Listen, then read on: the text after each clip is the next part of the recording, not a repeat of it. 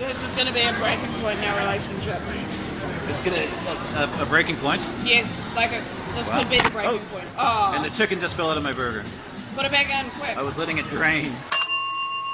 This week I'm chatting with the gregarious Emma Cusdin. We met for lunch at Shaka Bros in Riverside Market, Christchurch's hottest new eatery. Riverside Market, a fresh taste on inner city life in the heart of Christchurch, overlooking the Avon River, with a farmer's market and laneway shopping, nestled in Oxford Terrace opposite Friendship Park. Ah. Emma is a top-notch improviser, comedian, and all-around good apple, so bring an appetite for conversation, and let's get Lunchin with Shen. Oh, I'm here with Emma Cusdin. Sorry, I dropped my headset. Comedian, improv person, school teacher, nice lady. Thank you. What other things? Where's glasses? Westcott, I do. Sometimes. Very short. Are they real? Yes. Yeah, I wouldn't wear them. Not just I a don't single understand frame. people who wear them for stylistic reasons. Why would you? Mine aren't too bad though. Mine are just like long distance. So I only got them like. So you're short-sighted.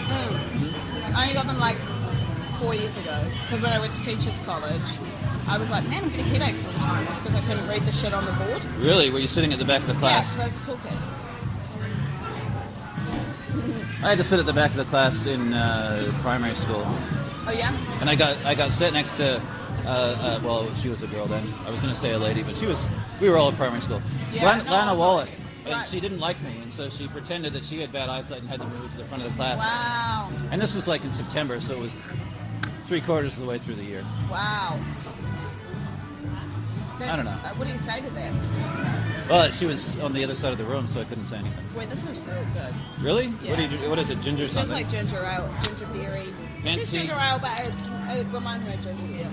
From the makers of Karma Cola, probably. Yeah, It's organic and it costs more. yeah, cheers. Mine's real good. I'm real happy with it. Ugh. Yeah. Cool. What Huh? Oh, you don't look like you had a thought. No, I was just going to finish my, somebody said to me when I got these glasses, Oh, yeah. don't wear them all the time. Oh, really? And I'm like, the optometrist told me to. She's like, don't listen to them because your eyes become really dependent on them. Oh, and okay. then once you like get rid of them, even though it's like quite a slight subscription, like your Yeah, prescription just a is quite small- slight, you'll struggle to notice the difference. Yeah. And like definitely like when I first performed in them, like the light, you know, like coloured lights, Yeah. I was like, fuck, I can't perform with these again. They're a nightmare. And then, but then when I took them off, I felt like I couldn't see the audience. Was there glare? Yeah, I guess it's just I'm not used to like literally having glass in front of my eyes, so the light shining through the glass looked different, and Oh, I yeah. buzzed out of it. But then the next time I didn't wear them, and then I was like, I can't see people. I That's- can't see. That sounds good because you must look at the back of the audience then, because you can see the people right at Yeah, I the can. front. Yeah, I'm terrible. I always like look at the people in the front 2 rows. I think it comes from MCing. Where you want to like when you're MCing, you need to kind of see everybody. That's a nice way of thinking about it. I thought it came from being, I don't know, short-sighted. I need glasses. True that. And yesterday at the show that I did with Joe and Rosie, Oh, yeah. I was talking to everyone in the audience, but that was only like 3 rows deep because we flipped it around Right. and we were at the edge of the seats, and then there was seating in the big stage area, Where were you? Little Andromeda. Oh, right. Wow. But there were like 35 tickets sold, and there was going to be a band, so they changed it around a little bit. Interesting. There was a drum set on stage. Yeah, it was nice because it felt really packed out. Yeah. Because of the way they set it up. That's great. I like Little Andromeda. I think it's cool. Yeah. Everything I've done there, I've liked. And they had what other things have you done? Huh? It flickered, but it didn't go. It's just warming up. They're just edging us. Yeah. You were in Audrey's show? No. There Don't was- get excited. Stop. Yeah, I did Audrey's show. It was really great, wasn't it? What other things did you do? It was good. It's sad because I feel like this year Taylor just did his first hour. I feel like everyone's like Doing an hour. flying. Doing an hour. But you? But I'm not doing You're an not hour. doing it. I'm just. Neither am I. I'm just stuck doing my 20 minutes. This is. Even 20 minutes, I'm like, geez. Really? Yeah. Well, just none of my content fits together. It's isolated vibes. They're just good as a 5. Well, that's all right. I got some feedback from 3 people yesterday, Oh yeah. and they said, like, you have a lot of ass-related material. Are you aware of that? And I said, yes, sadly I am. Yeah. It's I mean, I what's need wrong some new... with an ass? Nothing. Yeah, I feel like I don't know how to make comedy. That's every time I say something that isn't like filthy or shocking, I feel like I'm just speaking amusedly. That's the thing, isn't it? I feel like some of the best feedback I've received about my comedy is stuff that I've just made up and gone, man, this is crap. And then people gone, Oh, that's hilarious. It's just so... It's so true and real and in the moment. Yeah. And then that's what I'm like, yeah, this is going to be real great. Every time. That's why I really liked the show that we did with you and Brendan. And like your feedback was nice. Yeah, you pushed me out of pushed me into a different part of my comfort zone. Cool. I'm like, yeah, I'll try and do something else. Yeah, that was just a little experiment in a lot of ways. But the feedback, not just from the performers, but from the audience, was like really amazing. And so I probably haven't told you this, but like Brendan and I are filled with like passion. We're passionate people, but our ability to get things done is actually like quite low because we're both full-time teachers, and so we get like. We're like, Brendan runs like 3 shows. Both Yes. of them are in I sketch know, scriptless. but you'd be surprised how much of it. Like, I think Brendan appears like he's like, you know, he's like a ghost who floats along the water. Sure. Not the duck, but like a ghost. Like, actually, it all looks And his little like ghost tail is flapping wildly. But it all looks like amazing from afar. You think he's got it all done and everything's all nice. But actually, he just doesn't freak himself out. Yeah. How underprepared he is sometimes. He Like got- he- DMC, there are times he comes and he goes like, I don't actually know part of this show yet. So I think that's the thing. Is like he gets things started. And sometimes he does them all by himself, but I mean he really shouldn't because he's got way too much on. He's got too many eyes in the fire. So he just we're starting. And he's got a new baby. That's it. Well, I guess it's an old baby now. Well, yeah, Jane must be almost a year old. Yeah. Jane? That's her name. Yep. Right on. But yeah, so we Ray Shipley was coming to us. When are you going to do the next Coast of Comedy? When are you going to do it? And we were like, you know. And then Brendan and I, in the end, decided we just needed to bring Ray into The fold? the fold. So now we're a trio, Oh, wow. Fantastic. which I think will be really good because we get quite busy. And I think because we're not really stand-up comedians by trade, we kind of go, Dabble. it'll get there. It's a side It'll get business. there. But people who are actually like really immersed in comedy in Christchurch, that for them it's like a big push. You know, like for Ray, it's a big push for them. Like they really want it to happen because for them they do all of these other things all the time, and so Cozy's like this side note that's like quite different. And so when we go, we're doing a couple months, it's okay for us because, you know, I'll probably MC an open mic night and maybe do one other comedy show and maybe three before the next Cozy rolls around. But like Ray does them all the time, so Yeah. It's so Ray's going to be the legs of the little ghost duck. yeah. They'll be Ray's kicking gonna be the furiously. ghost duck. Yeah, but Ray's the ghost duck? I thought you and Brendan were the ghost duck. No. Brendan's the ghost. And Okay, he you're the just- duck. And Ray, I'm the you're the real legs? duck. And Ray's in the middle. Ray's like a swan. Oh, okay. Ghost swan. A ghost swan. Oh, Yeah. man, it's really... we're getting into that ghost thing. It's good. Yeah. I don't know why ghost is important. It is Well, though. I think they have more leeway to, you know, do things that normal people Yeah. would balk at. That's right. And I think that's a good metaphor. You know, people are afraid to do a show or whatever because you're putting yourself out there. But ghosts, all they can do is put themselves out there. Thank you. And so they need to embrace that. Perfect. Unless you're like a Casper, the shy, friendly ghost. Yeah. Who wants to be there? And I think the whole thing was like learning to embrace it. Yeah. You know? Go out and... So or like, they'll be more cozy. That's what I was going to say. nice. Because Ray is pushing it big. Man, that's fantastic. Ray came to the show yesterday. Oh, cool. And they were really so happy. They were talking about the nerd degree Oh yeah. and just like pouring love all over it. Yeah. So it's fantastic. What a trio. Yeah. There's a lot of things. There's and Ray and I have had conversations where there is nothing that, like, if one of us talks about something, the other person will just love all over it, and vice versa for ages. I went out to Ray and I have like every time we meet, we go to the same, like, we just go, do you want to hang out? And we know intrinsically where it's that going to be, means where that is, and like roughly the time. You know. Oh, exciting! It is, yeah. And we went. Ray came to see Dungeons and Comedians. Yeah. In Little Andromeda. Oh, that was another thing that you did. Okay. Here's another thing. It finished up. It's got one more. Oh. One more. Fantastic. It's next week. Oh, okay. So like you're doing this two time in the... next week, it will be all over.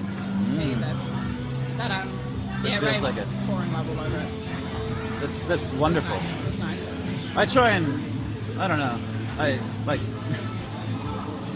I try and be nice, but I think my brain still has a lot of stupid thoughts in it that sometimes slip out, and I'm like, oh well. Same. It's a work in progress. I think you just got to be kind to yourself, eh? Like, you're going to stuff things up. We all do. Yeah. It's a good improv lesson. Yeah. It's okay to make mistakes, and if you can laugh about them, then And learn they don't from become them. a good deal. Yeah. I think it's a real, I watched, David Letterman's got that special on Netflix. Oh, the Tina Fey one? Yeah, the Tina Fey. I talk about it all the time.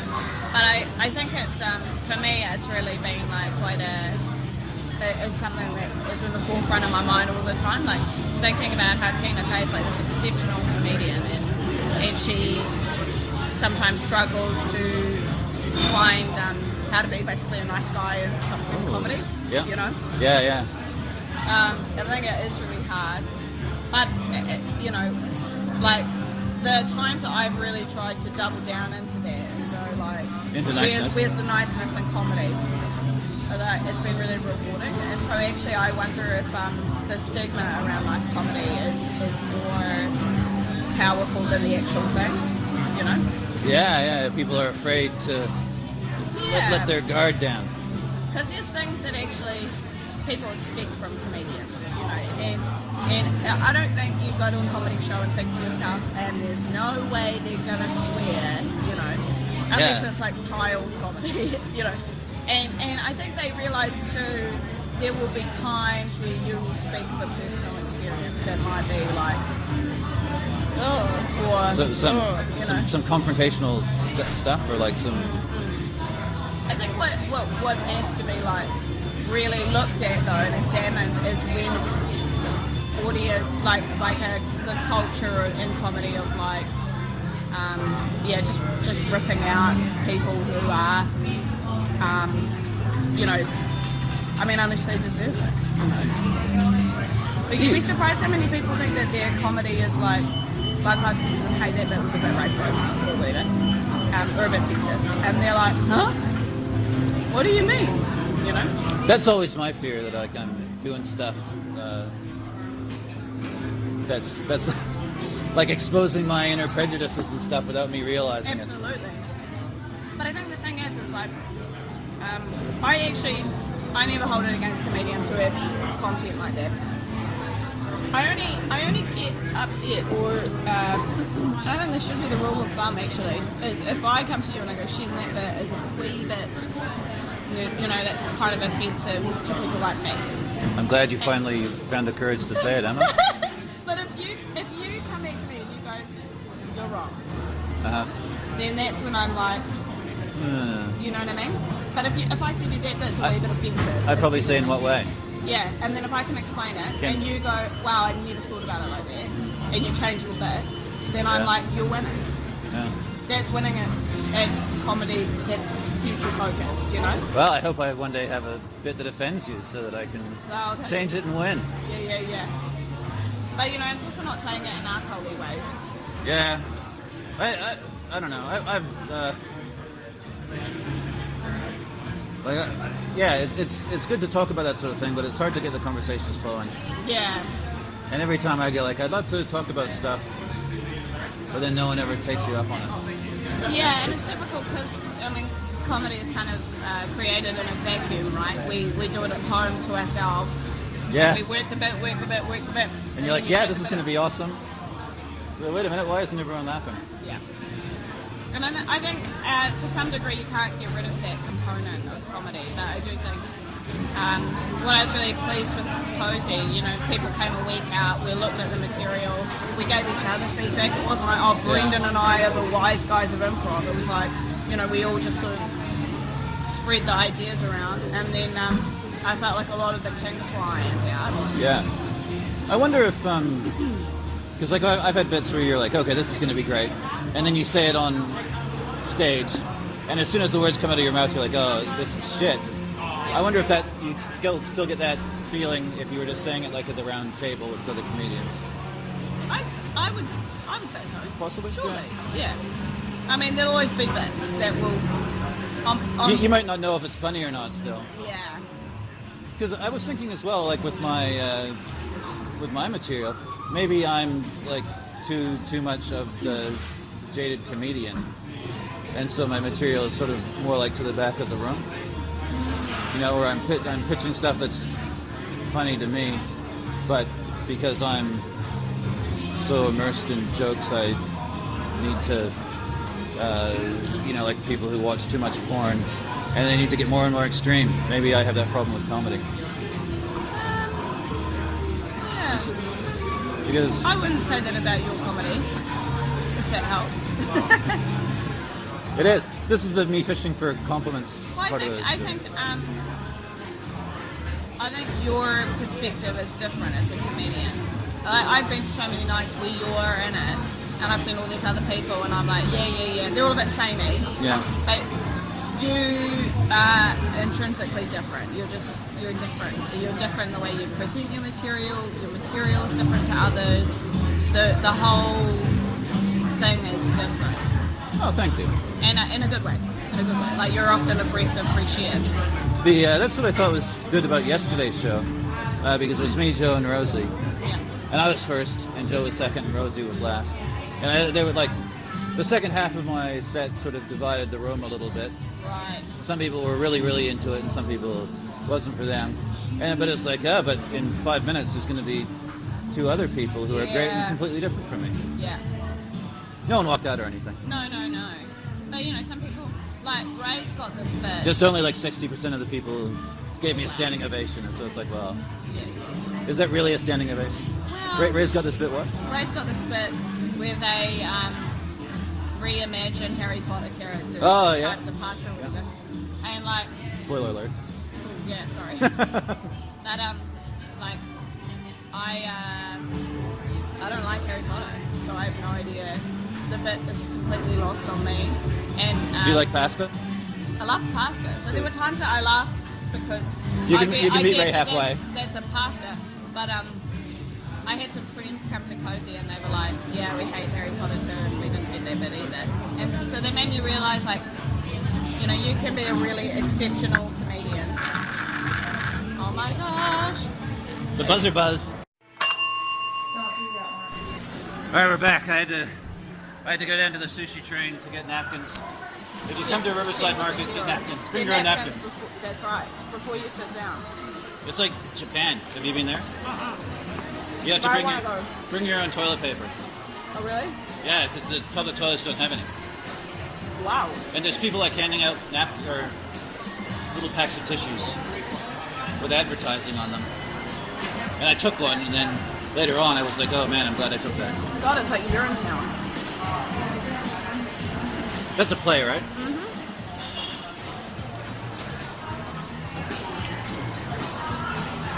It's all about having to pay to pee. That would be tough. Mm-hmm. But, don't we all pay to pee? A little bit. Do rates and stuff? Rates, yeah. Man rates kick my ass. Really? Yeah. Oh, you're a new homeowner. Yeah. What are your rates if you... $800 a quarterly. I think that's about the same as mine. Ridiculous.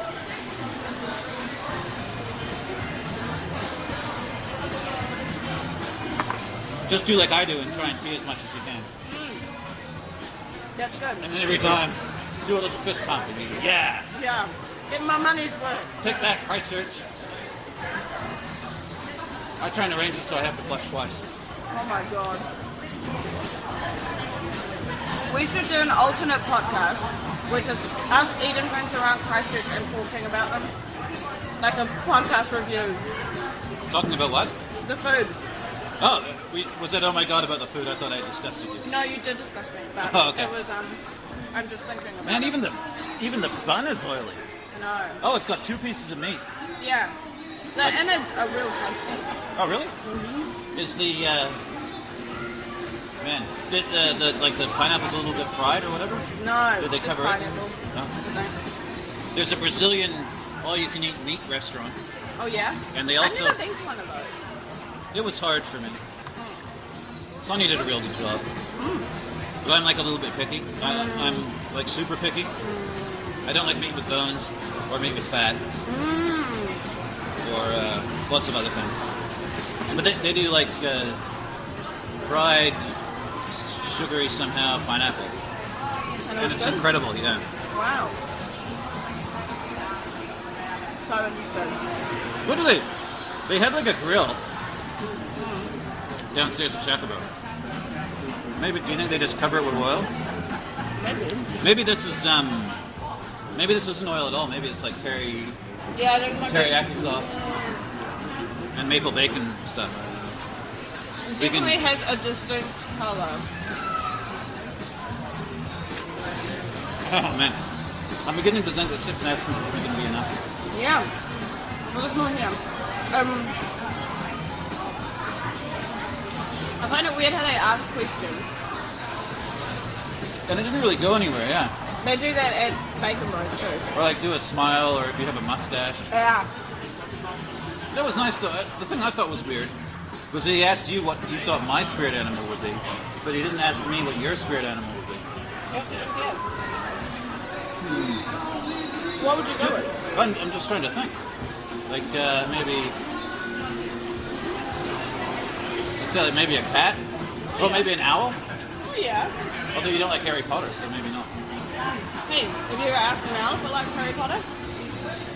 Maybe, no, I'm going to say one of those, a quacka. Is that what they are? What? One of those happy things from Australia. A what? The little... A what? You heard what I said. A quacka? I have no idea what you're talking about. It's like, you know, they always take photos of them, and they look like they're smiling. Koalas? No, it's like a little, well, I'm not going to say a rat thing, because that doesn't sound very nice. But it's like a little marsupial. Oh, I don't know. Sorry. It's like imagine if a wombat was a Pokemon. Oh yeah. And it de-evolved. Okay. So it was like the cute, small version of a I see wombat. where you're going. But it can also stand on its feet. You don't know? You really don't know what they are? I thought you were a teacher at high school. Of drama. Well. Not marsupials. Oh well, okay. There you go. Yeah. That's where my confusion arose. Well, actually, that brings me to one of the things I wanted to talk about. Oh yeah.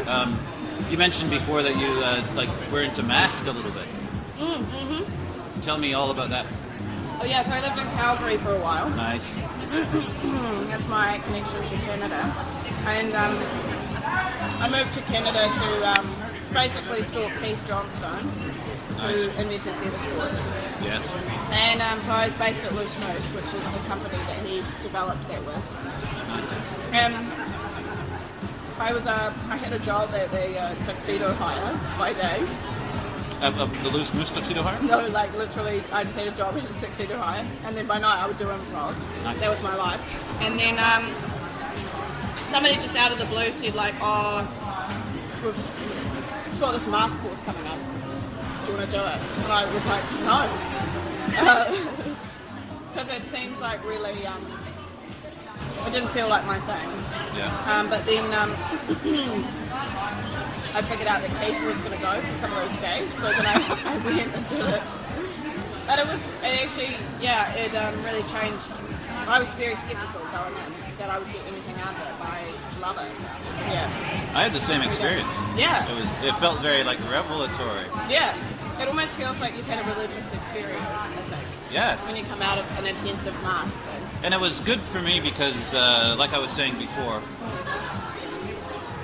like it feels like everything that you're doing is just what the audience puts on you. And so it's one of those things where you're just like, well, really, they're going to interpret things their way. Yeah, exactly. And all you have to be is like a conduit of something that you don't even know what it is. Yeah. And so I was always, like, I really liked having the masks put on me and not knowing what they were. Yeah, that's great. But also, like, I was the very first person that did anything. Right. And when I came out on stage, the guy was like, you're feeling, like, you look like you're embarrassed or afraid to be here. You don't think that you're deserving. You don't think you deserve to be here. And I'm like, oh, God. He's right. I don't feel it. Because I have, like, a big imposter syndrome. Right. But that was just, like, his, his way of drawing out the emotions of the mask. He's supposed to talk. But it was very frightening for me. And I like that sort of tough Russian ballerina teacher sort of thing. Which is why I think Derek's really hilarious. Yeah. That's like him to a T, right? yeah. Smoking a cigarette. You little bitches think you're shit. Yeah. Is he even in Christchurch? Crying 3-year-old kids. Yeah, he's back. He was in Vancouver to do the improv something or other. And he said it was really good artistically. Oh, good. He said he had like maybe he did some masks. It was a revelatory experience. And Mishi is doing a storytelling show. Oh. At least I think it's Mishi. It's Baba Yaga's spooky stories. Oh, right on. For kids, yeah. I'm really excited to hopefully go see them. It's gonna end, and Derek's doing some the unicorn, which is like my favorite Christchurch performance thing that I like to see. Unless Pingelly's in town. So you went to a course. Yeah. And you loved it. And we made masks as well. During the course? Wow. It was run by Steve Sharon, who's basically like the next in line to the Keith Johnstone mask journey. Oh, really? Yeah. But I'm like, all I'm trained in is trance mask.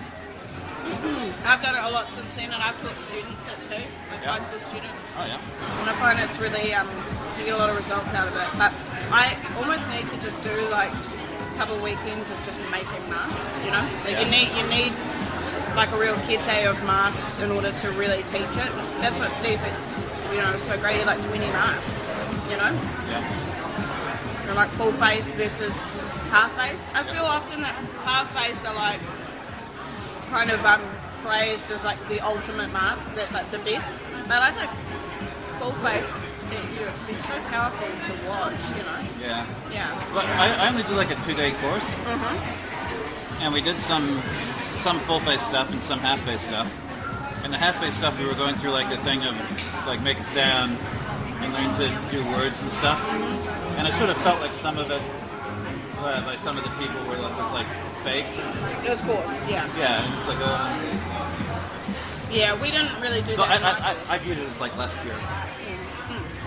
But maybe I'm just a... No, I think that's right. Like, Steve has this great mask. You should Google it. YouTube, it's really good. It's called Francois. So if you write Steve I Francois. have. Yeah. I mean, Francois is like so developed though, and it took him ages. I think that's the same guy that I did the course with. Oh, really? Yeah. Yeah. Jonathan brought him Probably. here. Yeah. Yes, that was very good. But 2 days is not really long enough. No. Yeah. And then I made a mask, but it was a devil one.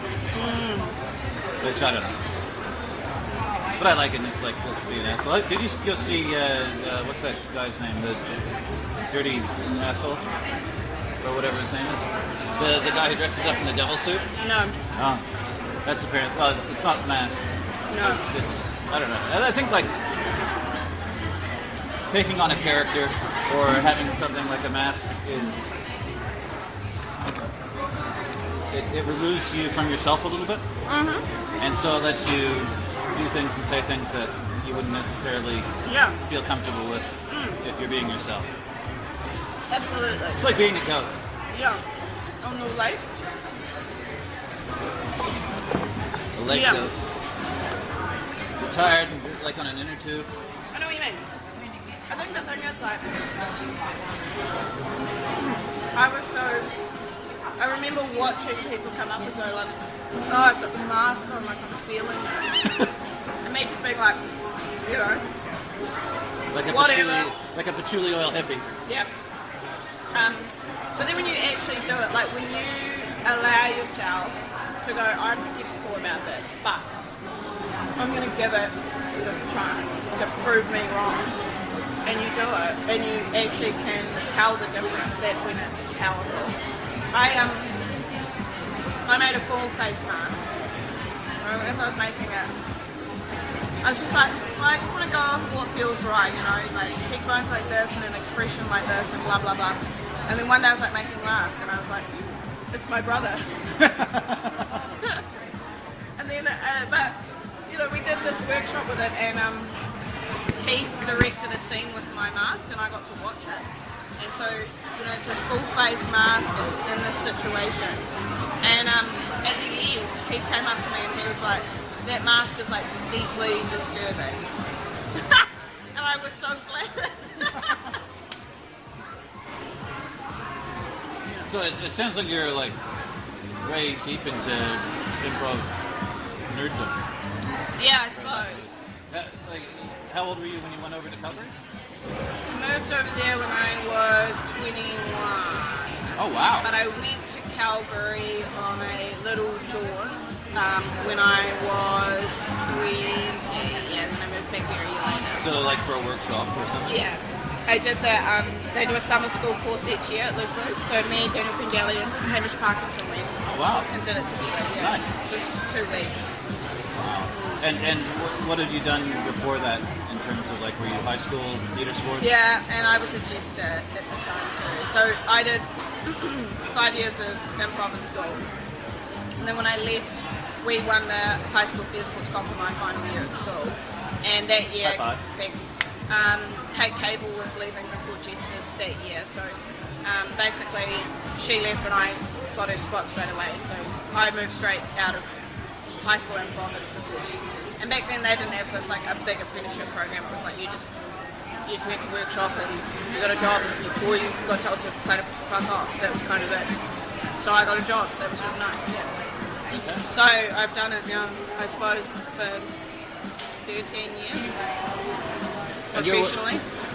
I would say that you're one of the more active members of the troupe in terms of being on the Saturday and Friday shows. Yeah. Yeah. I think the Court Jesters is like a really unusual company. I often talk about this. Like, if you actually look at the people in the company at the moment, like when I was starting out, Brendan was living in Japan still, so he wasn't there. But like Dan was there, and this was like the Dan Harparkini, Patrick Duffy days. Fraser Jackson, Pengelly was there, but he was very fresh. Pengelly's only like a year.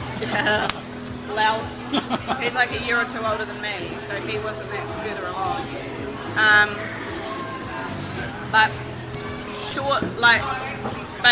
I became a jester, and then we had this little amount of time where it was kind of what we kind of call the golden age of the Court Jesters, and it was like, that was when Eli Mathewson was there, Andrew Todd got brought up with me, and there was a group of us, and then there was the senior people who had been there for ages, but the young talent was also quite like, you know, good.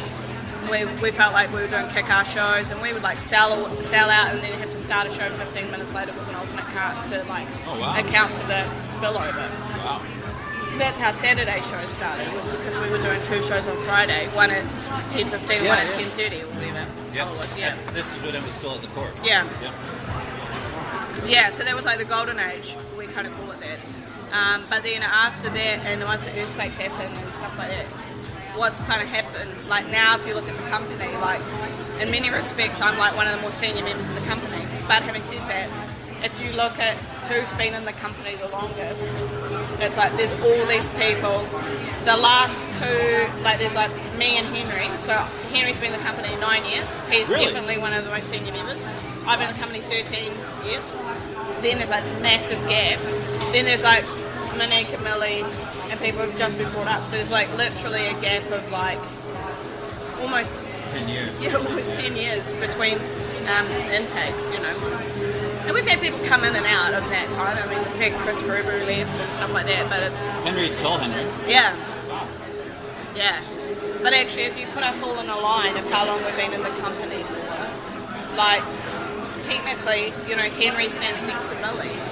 Yeah. You know, and I would be in the lower half still. So it's just kind of funny like that, I guess. Yeah. A lot of people have been there a long time. Well, it's really a balancing act because it's like the longer people work together, sort of the better it becomes, like a fine wine. But if you do it too much, you get stagnant. You have to have some turnover. Yeah, and I do a lot of shows, and I think part of that is because I was the manager for a while, and so there's sort of a general understanding that if availability is low, that certain people will cancel their plans to sort of. And I suppose because I've been like a figurehead of the company, that still kind of happens, you know, a bit. But surely you don't find like, do you begrudge it? Sometimes. I think sometimes. No. Sometimes. The other thing is I mean, it's not just a Quakkas thing. It's also a vagina owner thing. Being a woman in comedy means that like. Feel you need to represent. Yeah. And I've worked really hard, especially the last few years, to be good. I think I just did it, and it was just something I did for a long time, and it wasn't like I had no ambition to be the best or to be really good at it. I was just happy with where things were, and I enjoyed it, and that was that.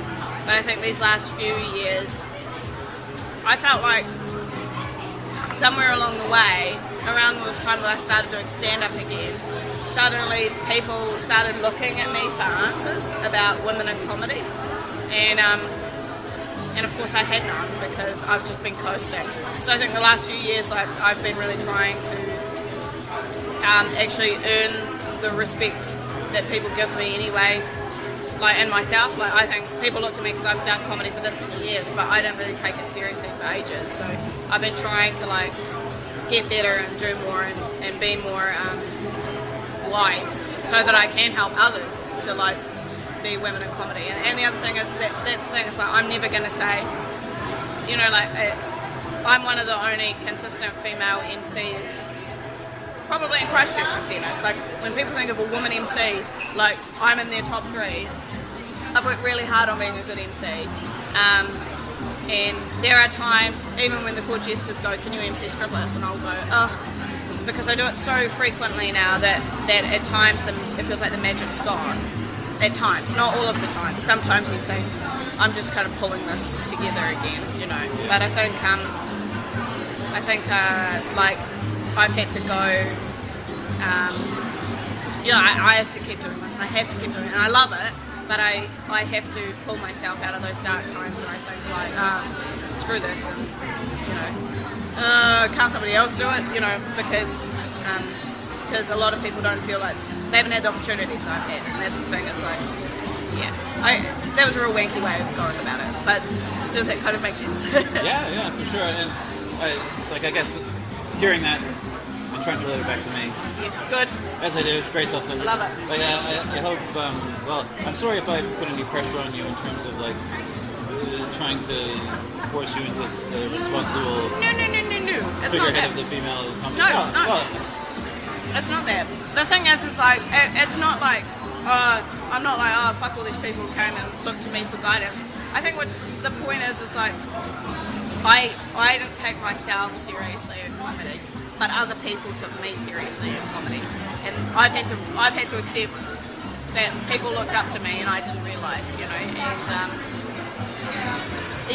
that was all. It's not like, oh, you know, screw that. It's just I felt like here's this this moment, and things are changing, you know. And I've got this moment, I've got this platform, and I've kind of been pushed onto the platform. But also, like, there are two options. What you want to do. That's it. There are two options. The option is I embrace that and I try to make the most of it and do what I think is right, or I just kind of sidestep out of comedy altogether, you know.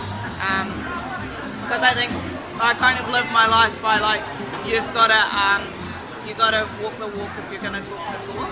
You know, I can't go on about what people are doing if I'm not willing to, like, get up there and do it myself, you know, or say those things myself, you know. So that's been good. I think it was probably a shove I needed, you know. Oh, fantastic. Yeah. And it's been great having you active in this. Thanks. Well, I feel like we've done in some every cool aspect. stuff. Thanks. We certainly have. It's been good. And I feel like in some respects also we've only just begun in a lot of ways. Yeah. I think, and probably what you felt was what I was feeling, in that Christchurch didn't have a lot of established performers. Yeah. And so, like when you come in, people are going to look to you because, oh, here's someone who has 13 years of experience doing, Yeah. if not comedy, but comedy adjacent stuff. Yeah. It's nice. You're a good role model. Stop. But thank you.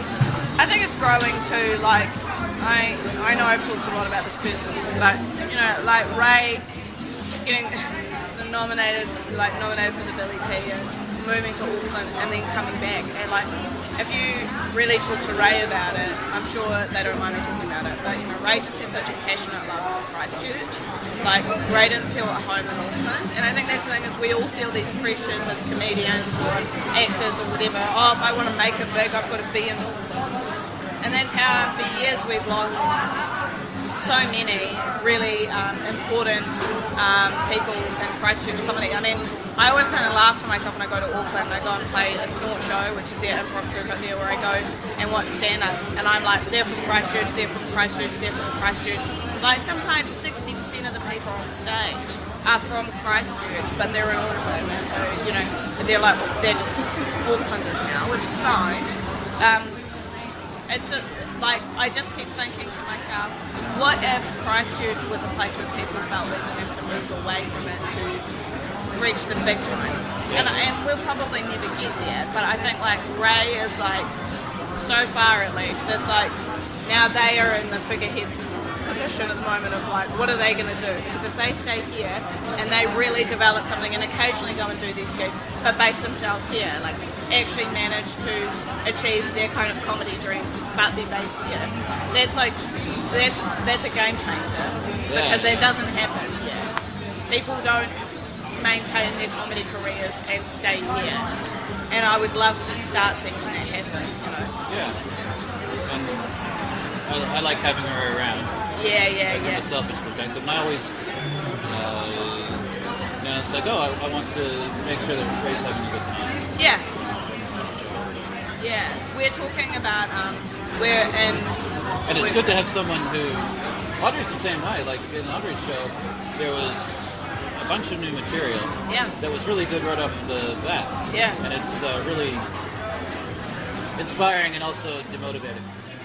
Yes. More inspiring. Yeah. It's like, wow, this is incredible. You know, having people that have that level of skill is just a real treat. Yeah. Because I think for me, it's good to have people around that make you want to, like, compete a little bit. Yeah. Well, Ray and I are talking about developing a show together just for us. So that's kind of in the works at the moment. And I've been loosely thinking about doing a one-woman show. Which woman is it? Hey? Oh, you! But yeah, it'd be a good opportunity, like you're saying, off the back of people who have actually really extended themselves and put themselves out there and done these things. It'd be good to bring back some kind of comedy jam. Yeah. You know, where people just get together and talk about their projects and what do you think of this idea, and I've got this joke, and it'd be a good time for that. But I think it's about breaking down that thing, like, if you give me advice, then it's mine now. Yeah. And I think that's the thing that's the thing that we need to get over. Like I'm never going to come up with the content you come up with. But if I hear your content and I go, turn those two jokes around, or the punchline to this joke is this, or you do this and there's a punchline missing here, I have to be cool with the fact that I've given that to you. That's a gift. It's yours. I can't take it back now. It'll go, oh, that's mine, or you can't say that, because I've given it as a gift willingly, and I give it knowing that people will do that for me as well, But it's breaking down that culture. I don't think there's a lot of comedians who can get over that and do that and know it's a gift sometimes. Do you know what I mean? No, I'd be more the opposite. It's like you're saying that you give someone a tag or something, and then you're like, oh, I wish I'd kept that for myself. I think people have tried consistently in Christchurch to develop regular comedy jams where people get together and talk about the material, and people don't go. Sure, yeah. And I'm wondering if one of those reasons is, what if you don't have much established material? You go, I'm going to go and I don't actually have a lot here, so I'm just going to be giving out all the stuff and they get to go away and run with it. And what do I get out of it? But actually I think you've got to go, even if you've got nothing, just to hear what other people are coming up with to kind of get you started. Do you know what I mean? I always have the problem where if I give someone some line or something, and then they say it and it bombs and they go, Shen gave me that line. It's like, no, that's not the way it works. No. Well, it's funny as well because I think when we were doing Cozy, there was one person that was on that thing and I was really like, I'm right here. Do this. I was like, I really think this is the joke or this is the way you're doing it. And I tried to really push my agenda on it. And the person never really said what I sort of thought they were going to say and I got a bit like, about it. But when I thought back to it, take it. When I thought back to it, I was like, they didn't feel like it was theirs. Like, it had too much me in it. Yeah. It smelled like me, it tasted like me, and they didn't feel like they could say it because it didn't smell or taste like them. Yeah.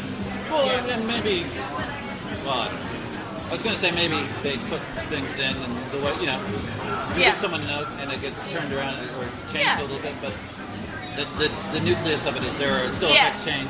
Yeah. Even if it's not necessarily the thing that you would have originally imagined. Totally. Yeah. It's interesting. I think, I don't know, it'd be great. I feel like there's a real change happening in Christchurch. I hope as well, like it's supported from the ground up, and the ground is like the people, we're the coalface, as comedians, and we need plenty of people at the coalface. Can't just be same old hacks. We've got to have fresh talent coming in all the time, and the culture needs to be one that makes people feel really welcomed and included. But also that if you come and you're close to feedback and your content is offensive, and you're not willing to hear what the standard is, then I found myself in such an awkward place. I remember you know this too, Shen. I'm right here. When the mosque attacks happened, and there were a lot of conversations about what's appropriate content, and usually I'm like the worst internet troll ever because I just read things and I judge it in my own mind, but I never write anything, you know what I mean? I judge people for what they've said, but I don't go and that was like the first time I really was doing that, and I've done it a lot since actually, like just calling people out on things. It's not an easy thing to do. I think people think that you're a bitch if you do that, but actually, like, some people just need to be told in a polite way that, their mindset is not really appropriate at the moment. Yeah, and there's certainly been times where I've been told that. Yep. And I tried to take it on the chin, Like I said, if you can go, I fucked up there. Yeah, and quite often, as it's coming out of my mouth, I'm like, oh yeah, I hate that. I actually hate that. I hate when people go and see, maybe I'm a real jerk about this, people come and see you do comedy and they go, oh, that's so great. No, not you. When they come and see you do something and they go, oh, that's so great, I'd love to do that. Especially comedy. When they go, I just saw you do that and I'd love to do that too. And when you know the person and you go like, and in your mind you're like, comedy is not for you. And it's not because they're not funny. Like, people can be funny circumstantially, you know. But I think like there is a unique thing that only comedians have, which is that I think the way that we speak, something you just said, is exactly what me too. My mouth is talking, but my brain has got like filtering it as I'm talking.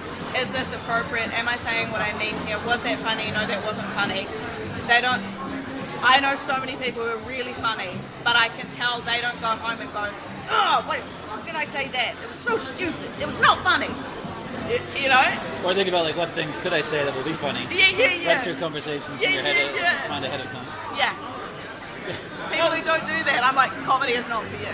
That's interesting, because like Derek also has that opinion where like he thinks that comedy is not for some people. Yeah. But I don't know, maybe I'm a bright-eyed idealist, and like I sort of view like stand-up comedy as like collecting the moments where you are funny, and then regurgitating them on stage, or like, you know, bringing that all together, and so that everyone could be. Like, I think that everyone should be able to do a 5-minute set eventually if they want to. Yeah. You know, and for 99% of the people who become comedians, that's probably as far as they're ever going to go anyway. Like, yeah. You know, and that's the way I've lived my comedy career. Yeah. It's like what's available to me is open mics, and so let's have fun with that. Where was I going with this? Oh, but and it might take people a bit longer to get there. Yeah. But if they want to, like, you know, if you say 100,000 things on stage, yeah, and then get rid of the 900,000, whatever, all the ones that don't work, yeah, then you're left with something that's okay, probably. Yeah, I hear what you're saying. But I guess, like, the downside of that is if you say 100,000 things on stage and 500,000 of them are stuff that drive people away, then you're doing more harm than doing good. I agree. I'm like, everyone can do comedy, yes, but to be like a good comedian. Yeah, like maybe. Well, and I don't know. Maybe it's like the imposter syndrome. Because when not so much when you say it, but like when maybe not when Derek says it as well. But you know, I always think like, oh, they're talking about me. Oh, really? Yeah, sometimes. Yeah. Not in any times that I can actually remember, but I can imagine this year. You know. Yeah, that's interesting. Especially with improv. Oh man, I get like real nervous about that stuff. Really? Yeah, like when I started doing classes, I had, or maybe it was even before, I had this dream where I was talking to Jeff or someone, and he said like, how many ways can you play the game? And I was like, what the fuck are you talking about? And then it was like some improv thing where I had like given the wrong answer, and then everyone else was like, oh, I could oranges and potatoes or whatever. Interesting. Yeah. Well, really? Am I revealing too much about myself? No. My cheeks are going red. No. I'm the apple and you're the cinnamon. No, I think I know what you're saying. It's funny because I often tell people, if I had found improv as an adult, I would have never done it.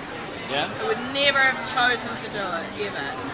I was led like a lamb to the slaughter to improv. Like when I was too young to have that thing in your head that tells you you're a piece of shit, you know. Yeah. And that's what it comes down to. And I think that's the thing what I was meaning about with, you know, people who go, oh, I want to do comedy.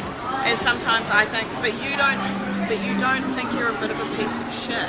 And I don't know how people do comedy if they don't doubt themselves, you know. If you have overwhelming confidence in your comedy, I don't know how you're ever funny actually, because it's our insecurities that actually make us funny. That's my opinion. That's like the exciting bit about comedy is when someone says something that normally people wouldn't say. Yes. That's like revealing of themselves. Yeah. You know, like a vulnerable part. Yeah. And I think it's the same sort of thing it can be with improv. Yeah. Where we say, like, for a moment, let's remove the barriers that we put around ourselves. Yeah. And you're putting yourself into these like hypothetical situations. Yeah. I think for me, I guess that's why like the people who don't like barprov get like all upset when you make jokes and the thing. And I always think, well, like I make jokes in real conversations. Yeah. How come I can't play a character in an improv scene that makes jokes. Yeah. But maybe those people want to get like into the real emotions of it. Well, I mean, this is a big interesting conversation. Like, you know, you said before about it's how good that I'm we're an having it on improv the podcast. nerd. I know. I am an improv nerd. Yes. But I think, like, I am very much of Keith Johnstone's way of thinking. Like, I'm a Keith baby. How would you characterize that? Well, I think, A couple of sentences. As opposed to Del. I suppose for me, I understand that there is a connection between improvisers. I agree with that. I also agree with the fact that it doesn't all need to be waka waka. It can be art. You know, a night of beautiful improv, in my opinion, is a combination of art and people jumping through hoops and kind of comedic content, you know. But I think that's the thing, is like everything that happens on stage needs to be in balance of we're all having a good time as performers, but also there is still an audience. And sometimes for me, I'll go to these workshops or experiences in improv that's very inward and very about my experience as an improviser with you on stage. And a part of that I really enjoy, but there's also a part of me that goes, who would ever pay to see this? On stage, this would be like, Yeah. And that's not to diminish the moment. I love having workshop moments where I think, wow, that was really pure. And like in Calgary, I did this scene once, and it was that was a bit of a game changer for me. I was in a scene with Paddy Styles, who I know, and there was this Australian woman. There was this Australian woman as well, and at the time, and Paddy didn't know this, but at the time my dad was really unwell in New Zealand, and I was in Calgary doing fucking stupid improv, you know. So we were doing this scene, and it was part of like a theatre sports night, and it was like we were challenged to do a scene of pathos. And so I go off stage, and in that time, Paddy's gotten into a bed, and Gina, who was the woman in the scene, they've established this scene off stage that like basically Paddy's character is dying. And I was like, oh, and they were talking about the other daughter who was going to come in. So I'm like, okay, fuck, that's me. So I come in. But because I'm like, you know, I'm a bit boxed in, I'm making jokes about other things. because you don't want to deal with it? I don't want to do this thing. So, but Paddy, like, made me do it. Like, which sounds really terrible. But it was really kind, you know, like she made what I was doing, because she doesn't know, she just sees that I'm doing jokes. And she probably thought that it came from a place of being terrified on stage, it was to do with this specific content that I was uncomfortable with. But she said, you know, in her character, like... What's really going on? Yeah, it was like, stop making jokes, you know, you're here and I need you to deal with the fact that I'm dying. And it was so hard, and I was crying on stage, and we were having this conversation, and then Paddy was crying, Gina was crying, and we got to the end of the scene, and then, like, the lights came up, and everyone in the audience was crying. It was like we were all just crying together. And it was like, oh... I'm almost crying now. It's like, But it was really beautiful, and it made me realise, like, improv's like this thing that we do, like waka waka, joke, but there are moments that you can really create something truly beautiful, but it requires a lot of yourself. Yeah. And that's the tough bit. Yeah. So I like a blend, because otherwise it's like so hard. I think art's great, but I think it's all got to be in balance. Because otherwise it gets, I don't know, I think some of the best comedians are people who've had troubled lives, and if it was all art, then it'd get pretty hard to watch. Exactly. And on that, I don't think we're going to reach any higher heights. We've reached the heights. It'll all be airy persiflage from now on. Yeah. So Emma? Yes. Thank you very much. You successfully had lunch. You're a member of the Clean Plate Club. Humble viewer, until next time, stay hungry.